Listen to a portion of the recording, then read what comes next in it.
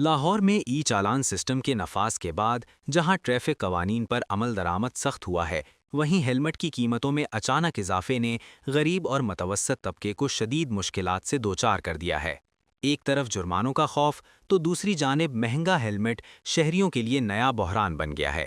ई चालान system के बाद शहर भर में मोटरसाइकिल सवारों में हेलमेट खरीदने का रुझान बढ़ा, जिसका फायदा उठाते हुए दुकानदारों ने हेलमेट की कीमतें बढ़ा दीं। जो हेलमेट चंद हफ्ते पहले 800 से 1200 रुपए में दस्तयाब था, वो अब 1800 से 2500 रुपए तक फरोख्त हो रहा है।